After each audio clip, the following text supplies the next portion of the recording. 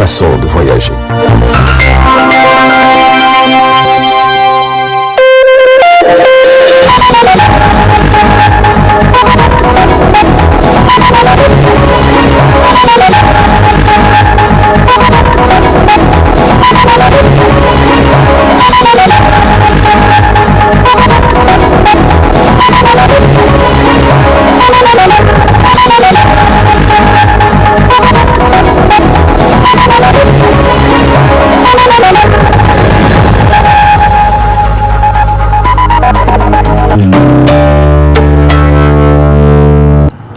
Messieurs, dames, bonsoir et bienvenue à ce journal du soir. Un journal que nous ouvrons avec cette information qui vient de nous parvenir.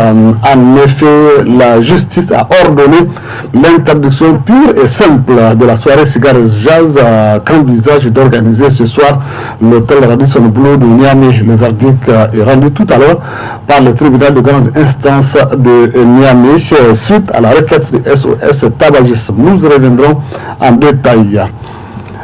Cela dit, adoption ce matin à l'Assemblée nationale du projet de loi déterminant les règles statutaires applicables au personnel du cadre de la police nationale. C'était en présence du premier vice-président de la dite institution, Hiro Sani. D'autres détails avec Alou Maman, Sani Ibrahim Kantama. À l'Assemblée nationale, les travaux en séance plénière se poursuivent normalement. Ce matin, les parlementaires sont revenus sur la loi déterminant les règles statutaires applicables au personnel du cadre de la police nationale. C'était en présence du ministre de l'Intérieur, professeur Al-Kachi Al-Hada. Une loi votée à l'unanimité qui permet et contribue à l'amélioration des conditions du cadre de la police nationale au Niger. Nous venons d'adopter un texte qui va permettre vraiment d'améliorer les conditions de travail de la police, non seulement en ce qui concerne leur statut, les avancements, etc., dans ce terme-là, mais aussi en termes d'avantages également, on l'a sensiblement augmenter leur capacité salariale, ce qui va leur permettre évidemment d'être beaucoup plus efficaces. Présent à l'hémicycle de l'Assemblée nationale, le ministre de l'Intérieur, aussitôt, le groupe parlementaire Zamzam Moumana Africa et apparenté a décidé de boycotter ces travaux pour la seule raison protester contre la dernière décision du ministère de l'Intérieur qui donnait les quitus au parti de Modanfa Lumana Africa, El Al-Haji Omar Noma, d'après le congrès de Dosso. Nous n'avons méconnu aucune décision de justice. Et au contraire, nous avons été, je dirais, même très tolérants, parce qu'au fond, leur parti devrait tenir son congrès depuis déjà longtemps, depuis plusieurs années. Il ne l'a pas fait. Et donc c'est lui qui est hors du droit. C'est lui qui ne reconnaît pas le droit. Parce que s'ils étaient aussi respectueux du droit qu'il le disait, ben alors ils reconnaîtraient qu'en fait ils sont folklore et qu'à la limite, on aurait même pu dire que leur parti est dissous. Ce qui, juridiquement, est parfaitement tenable. Mais nous ne l'avons pas fait. Parce que justement, on n'est pas dans une logique de confrontation ni dans une logique d'affrontement. Nous avons pensé qu'il faille créer les conditions de l'apaisement dans notre pays. C'est pour cela que nous ne l'avons pas fait. Maintenant, pour ce qui concerne la décision qui vient d'être prise, elle est totalement conforme au droit. Pourquoi je le dis? Parce que ce sur quoi ils prétendent faire leurs allégations, c'est de dire qu'ils disposent d'une ordonnance de référé et que cette ordonnance de référé empêche à M. Noma de se prononcer sur le parti, mais cette décision, est une ordonnance de référé, et un référé, ce n'est pas une décision définitive. C'est une décision qui prend des mesures conservatoires en attendant qu'une décision au fond soit rendue. Mais la décision au fond, mais ce n'est pas... qu'est-ce qu'il apprend ici? Le congrès a été convoqué le 19 septembre, et le 19 septembre, ils se sont tenus deux congrès, un concernant l'aile de Noma et l'autre concernant l'autre aile, que je ne peux pas vous dire à qui elle appartient, dans le sens où nous avons reçu d'abord une correspondance du secrétaire général et puis ensuite une correspondance du secrétaire général adjoint. Bon, les textes de Noma eux-mêmes disent, articles 56 et 59, que seuls les présidents peuvent convoquer la conférence nationale. Les travaux en séance plénière reprendront le samedi 31 octobre 2020 avec comme ordre du jour le contrôle de l'action gouvernementale. Le palais de congrès de Niamey a servi de cadre ce matin à la rentrée judiciaire 2020-2021 de la Cour des comptes. Une rentrée couplée à la session d'accueil de nouveaux membres de la dite Cour. C'était en présence du ministre de la Justice, garde de Sceaux, et de nos reporters bien sûr, alias Samy et Kantama Ibrahim. Une année judiciaire s'achève, une autre commence pour la Cour des comptes avec cette rentrée judiciaire solennelle de la dite Cour. Une cérémonie qui agrandit davantage cette Cour car elle est couplée à la session d'accueil de nouveaux membres de la Cour venus d'horizons divers et de hautes juridictions du pays. L'occasion était donc propice pour le premier président de la Cour des comptes de faire un bref rappel des activités qui ont marqué l'année judiciaire précédente. La Cour des comptes participe au quotidien à la consolidation de l'état de droit et de la démocratie.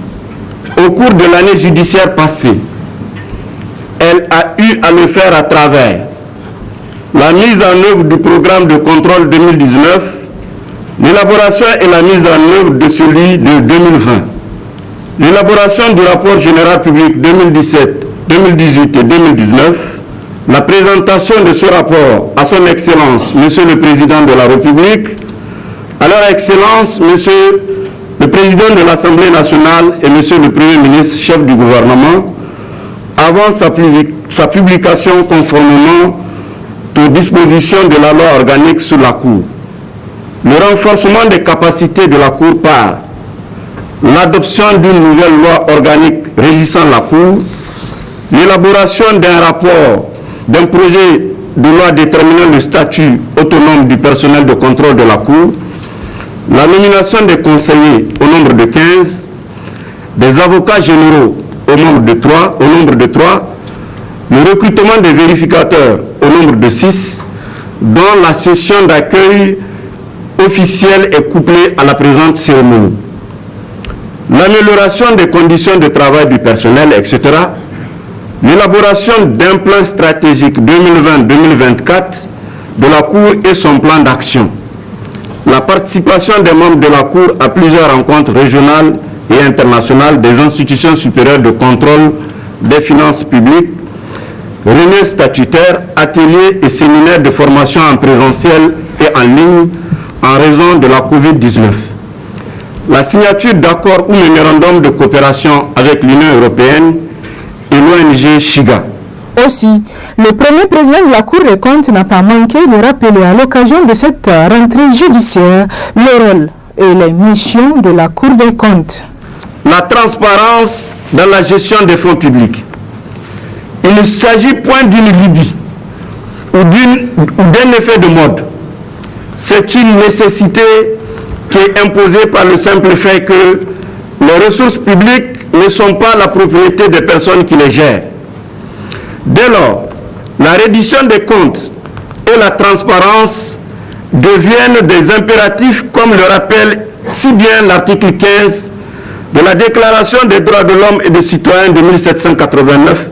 Je cite, « La société a le droit de demander compte à tout agent public de son administration. » Fin de citation.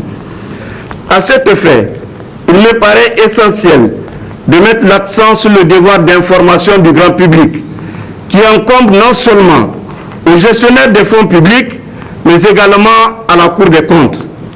C'est la raison pour laquelle, dans les jours à venir, en concertation avec tous les acteurs, je m'attellerai à actualiser et mettre en œuvre une politique de communication qui puisse permettre d'assurer une meilleure diffusion de nos travaux. Pour clore mon propos, permettez-moi de rappeler simplement que la Cour des comptes est devenue aujourd'hui un juge et une institution de contrôle et consultative.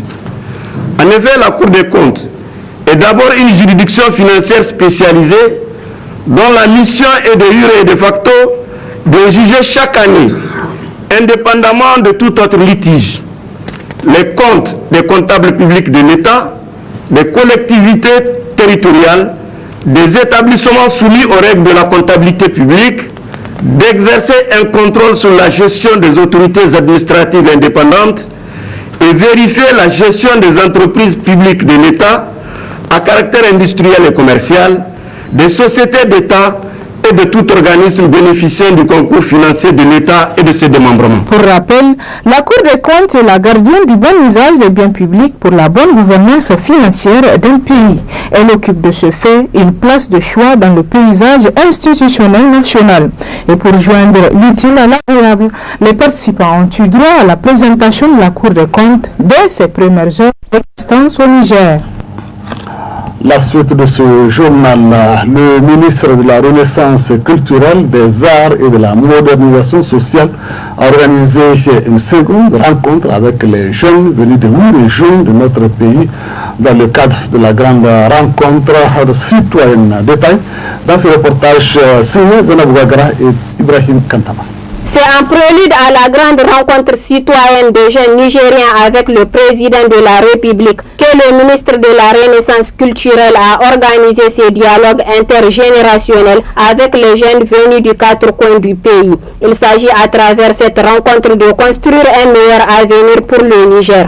La Renaissance culturelle est une dynamique d'appropriation par les citoyens des principes et des valeurs socioculturelles fondamentales, endogènes et exogènes, accessibles et progrès, en vue de produire en nous une prise de conscience leur permettant d'opérer individuellement et collectivement les changements qu'exige la modernisation sociale, la modernisation politique et la modernisation économique du Niger. Elle vise ainsi à créer les conditions de mobilisation collective. L'initiatrice de la dite rencontre est revenue quant à elle sur les objectifs de la rencontre. On a organisé cette rencontre dans la mesure de faire un face-à-face avec le président de la République. Et avant d'aboutir déjà à la journée du 4, le grand rendez-vous de donner et de recevoir, qu'on a tant attendu avec le chef de l'État, qui est le père de la nation, on a décidé de vivre des paroles pour avoir pas mal d'expérience sur pas mal de thématiques qui concernent justement tout ce qui se passe au sein de notre pays, qui touche la jeunesse, qui touche le secteur de la culture, qui touche le secteur de la santé, qui touche le secteur de l'éducation, qui touche aussi le secteur de la promotion de la femme et de la protection de l'enfant, parce qu'on ne peut pas parler du développement sans pour autant énumérer toutes ces couches vulnérables. Et on espère qu'on aura à vivre les prochaines éditions. Mais cela va nous permettre de faire un dialogue intergénérationnel avec le chef d'État. Le président de la République sera donc face à la jeunesse nigérienne en début du mois d'octobre prochain. Toute chose qui, dans le cadre de cette rencontre inédite, permettra à cette jeunesse d'échanger avec le président de la République sur son expertise de leader sur le plan international. Vivement donc cette grande rencontre dite citoyenne. La Oumma islamique du Niger a célébré, comme vous le savez bien, dans la nuit du mercredi à jeudi, l'anniversaire de la naissance du prophète Mohammed, paix et salut sur lui. Eh bien, les religieux sont toujours divergents par rapport à cette traditionnelle célébration de la date anniversaire de la naissance du prophète Mohammed, paix et salut sur lui. Pour certains, n'est-ce pas, c'est certes une nécessité, mais pas une obligation. Je vous propose de suivre un extrait de l'interview que nous a accordé le secrétaire général de l'association islamique du Niger avant de le retrouver en partie magasin de ce journal. Allah subhanahu wa ta'ala dit que faites des rappels, parce que les rappels avantage de croyants.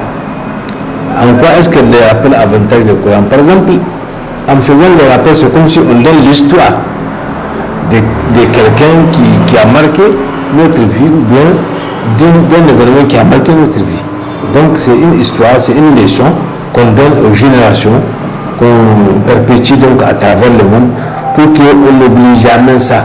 Je crois qu'en cela, ceux qui se basent sur cet aspect-là, ils ont la plus grosse raison, parce que c'est le verset du Saint-Coran. Maintenant, ce qui se passe sur autre chose, je crois que dès lors que au cours de cet événement-là. On a fait que rappeler la vie du prophète sallallahu alayhi wa sallam, qu'est-ce qu'il a fait pour les musulmans, qu'est-ce que l'islam a changé dans la vie des musulmans, et quelles sont ces différentes guerres saintes, pourquoi ces différentes guerres saintes, qu'est-ce qui s'est passé, quelles sont ses réussites,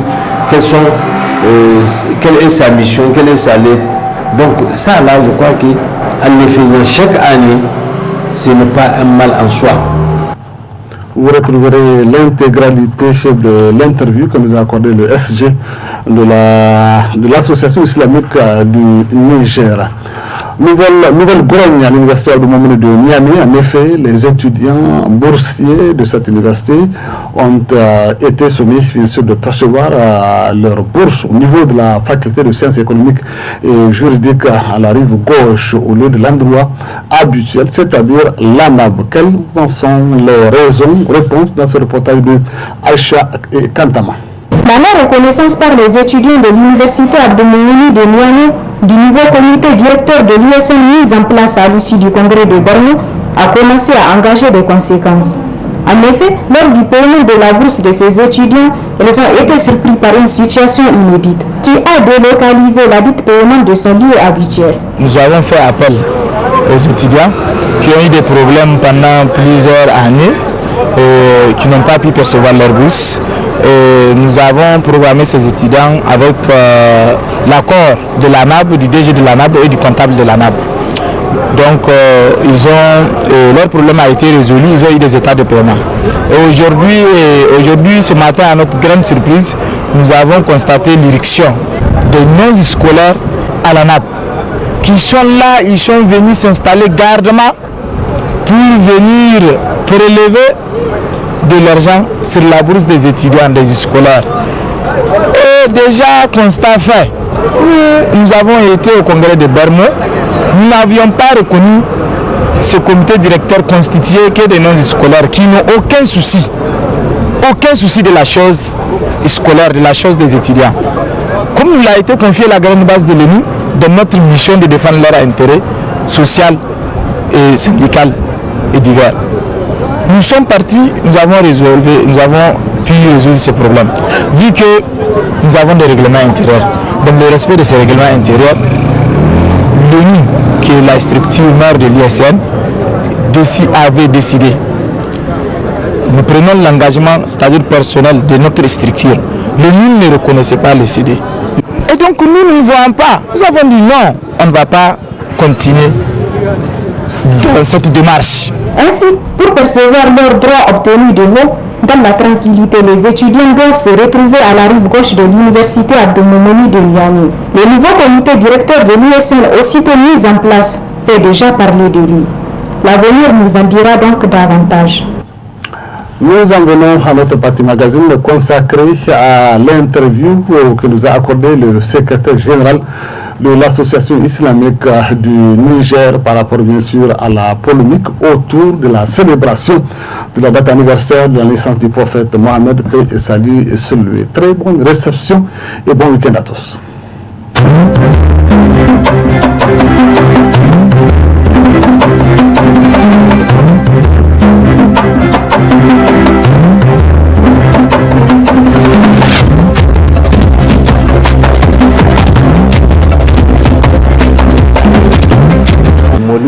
Fait partie des événements religieux de l'islam et qui a pris naissance donc comme tout autre événement, n'est-ce pas, donc à un événement lié à la naissance du prophète sallallahu alayhi wa sallam.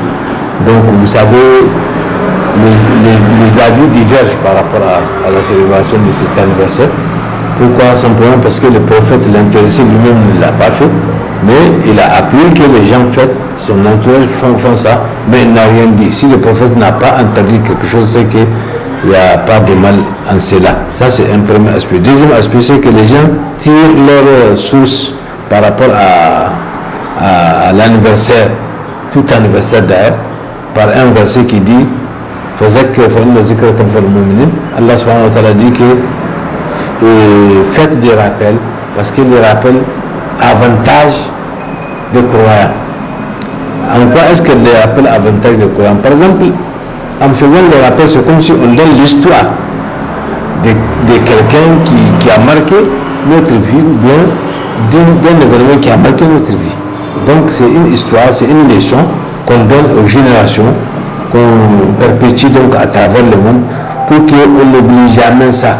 Je crois qu'en cela, ceux qui se basent sur cet aspect-là, ils ont la plus grosse raison, parce que c'est le verset de son corps.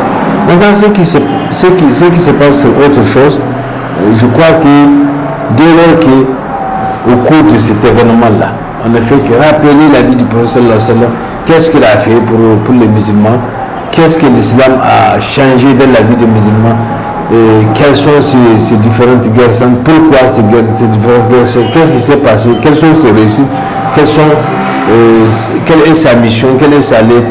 Donc ça là, je crois qu'en le faisant chaque année, ce n'est pas un mal en soi. Ça c'est un deuxième aspect. Troisième aspect des choses, c'est que c'est un événement qui se passe dans un mois bien précis, qui s'appelle Rabiul Awwal. Et Allah subhanahu wa ta'ala a bien dit qu'il y a 4 mois qui sont des mois sacrés parmi les 12 mois de l'année qui contient donc l'année musulmane. Et parmi ces 4 mois-là, fait partie également de Rabiul Awwal. Donc il y a des événements qu'on fait pour magnifier ce moment-là. Donc chacun de ces 4 mois-là, les gens font des festivités qui les rapprochent plus d'Allah subhanahu wa ta'ala et que c'est devenu une tradition aujourd'hui. Donc en cela, l'islam ne voit pas d'inconvénient, l'islam adore cela, l'islam veut à chaque fois qu'on se rappelle de notre religion, de notre prophète et de tous les autres prophètes d'ailleurs, et de leur vie, de ce qu'ils ont fait pour nous, de ce que nous devons faire pour les imiter, de ce que nous devons faire dans l'accomplissement de notre devoir, de notre foi. Donc tout ça là, c'est au cours de ces genre d'événements que les gens apprennent l'histoire, ils apprennent les leçons de ce que c'est qu'un musulman, de l'islam lui-même, et ça permet maintenant d'encadrer notre religion. Ça c'est un autre aspect. Un autre aspect encore, c'est que c'est des moments de rappel. C'est-à-dire, le rappel c'est quoi? C'est-à-dire c'est faire le bilan de ce que nous avons fait le long de notre vie. Donc pour une année temps, qu'est-ce qu'on a fait? On s'arrête pour faire donc le bilan, on arrange ce qu'il faut arranger, on se rappelle de ce qu'on n'a pas pu faire et on corrige, on améliore notre foi, notre adoration à Allah subhanahu wa ta'ala. Et maintenant, c'est comme ça que les gens vont chacun de sa manière. Il y a d'autres qui font les zikrs du prophète sallallahu alayhi wa sallam, ils les magnifient à travers des chansons, n'est-ce pas, qui sont consacrées en cela. Il y a d'autres qui font la lecture du Coran, il y a d'autres qui font des prêches, il y a d'autres qui font des sermons. Donc ça dépend de toute manière que vous pensez être facile ou importante pour vous pour magnifier cet événement-là. Donc ça n'envie à rien d'autre anniversaire que nous voyons en fait, sans pour autant savoir même les raisons. Ici au moins on a les raisons pourquoi on les fait. Donc je crois que les musulmans ne sont pas divergents et ne devraient même pas être divergents par rapport à un événement de ce genre. Il suffit de comprendre comment est-ce que tu vas aborder ce mois, comment est-ce que tu vas fêter l'objet, le sujet qui est traité à travers ces choses. Donc chacun va de sa manière. Je crois qu'en cela, l'islam n'a jamais eu d'inconvénient, le prophète n'a jamais condamné ni interdit ça. Donc il a laissé les gens faire. Et si le prophète se taise, c'est un événement qui veut magnifier ou qui magnifie l'islam, ça veut dire que ça n'a aucun inconvénient de le faire. Mais que lui, peut-être personnellement, pour des raisons qui lui sont propres, ne l'a pas fait. C'est vrai, il nous appelle à faire telle chose, à faire telle chose, à faire telle chose, à limiter, à faire ce qu'il a fait. Mais il y a des événements où c'était pour ne pas créer une certaine dissension au sein de son entourage ou au sein des gens qui veulent venir de l'islam. Parce que chacun a sa manière de comprendre les choses. Voilà en gros ce qu'on peut dire par rapport à... Non, on n'attend pas. Ce que j'ai dit, c'est un rappel. Quand le moment vient là, on rappelle. On fait même pour notre propre vie, la date de notre naissance, si ça nous a marqué, on fait des rappels pour un peu immortaliser cela. On n'attend pas. Le musulman, il est toujours en activité. C'est qu'ici, je vous dis, il y a un sujet. Le sujet, c'est quoi? C'est que c'est la date anniversaire de la naissance du prophète sallallahu alayhi wa sallam, qui est connue et qui mérite d'être fêtée. Donc, comme ça mérite d'être fêté, les gens fêtent ça. Ils n'attendent pas. Ce sont des événements. C'est ce que je vous dis, donc il n'y a rien d'extraordinaire. C'est ce que nous avons l'habitude de faire. C'est la lecture du Coran. Ce sont des chansons religieuses, surtout des chansons qui magnifient le prophète sallallahu alayhi wa sallam, qui magnifient notre islam, qui magnifient tous les autres prophètes, avec tout ce qu'ils ont fait pour nous, n'est-ce pas? Tout l'héritage qu'ils nous ont laissé. Mais je crois que c'est une tribune. Et dans l'année, il faudra bien qu'il y ait un moment où les gens se retrouvent pour faire les bilans, n'est-ce pas? De ce qu'ils ont fait dans l'année de bon et de ce qui a manqué, de ce qu'ils ont fait mal et de corriger. Je crois que en cela, c'est un moment de bilan. Il a un temps bien précis à travers lequel on le fait. Ce n'est pas attendre ce moment pour le faire. Mais sinon, ce sont des choses que nous avons l'habitude. Quand vous allez dans les confréries religieuses, là, les Aouïa qu'on dit, donc vous allez trouver chaque semaine ou chaque vendredi ou ça dépend du temps qu'ils prennent, ils font le même cérémonial. Ils font le même cérémonial des zikr Rasul sallallahu alayhi wa sallam. Ça n'a pas d'inconvénient. Je vous dis qu'il y a un verset qui a statué ça. C'est Allah qui parle, il dit que faites des rappels, parce que les rappels avantage les musulmans, les musulmans, ceux qui le font. Donc, en quoi est-ce que les avantages? Ça leur permet de savoir l'événement qui s'est passé pendant la guerre de Badr, par exemple, pendant la guerre de Uhud, pendant la guerre de Hunayn, ainsi de suite. Qu'est-ce que le prophète a vécu dans sa traversée de la Mecque vers Médine? Où est-ce qu'il est parti donc de la mosquée de la Mecque vers la mosquée de Jérusalem, tout ça là. Donc, c'est une histoire, ça donne des leçons aux gens, ça donne des leçons à des générations, et que ce sont des choses que Allah nous a dit effectivement de nous rappeler à chaque fois qu'il y ait besoin. Nous ne sommes pas en erreur. Nous ne sommes pas en erreur. Vous savez, l'islam, c'est une religion de juste milieu.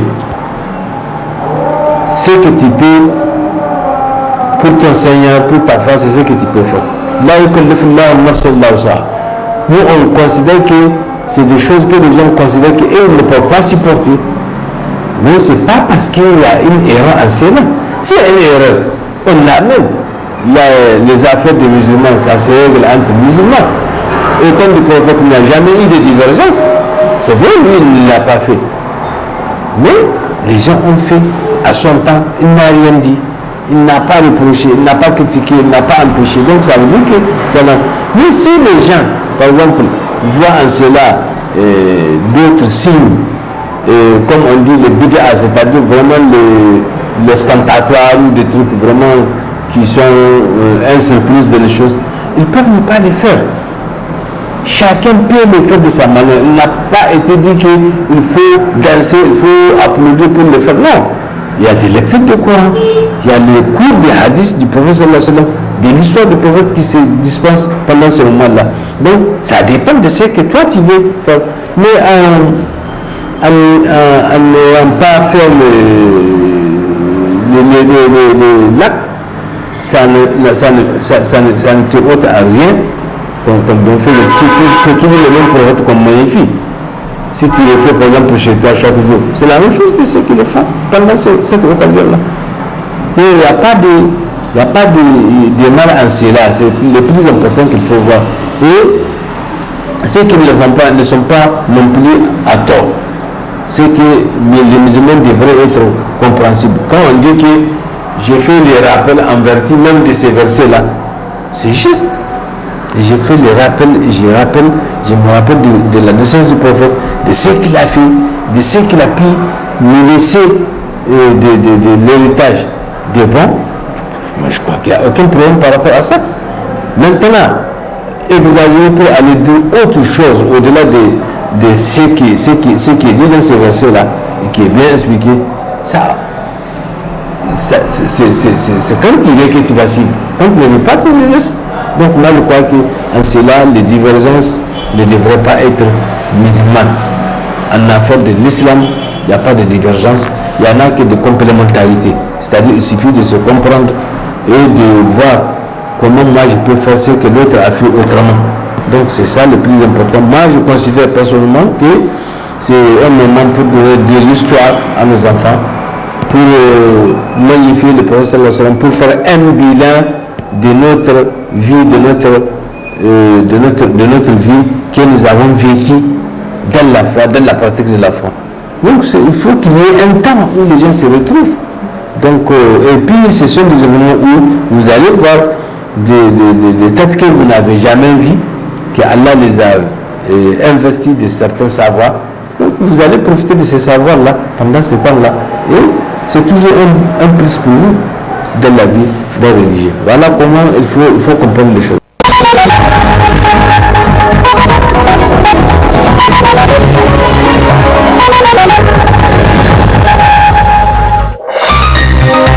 Ce journal vous a été présenté par STM Transport Voyageurs.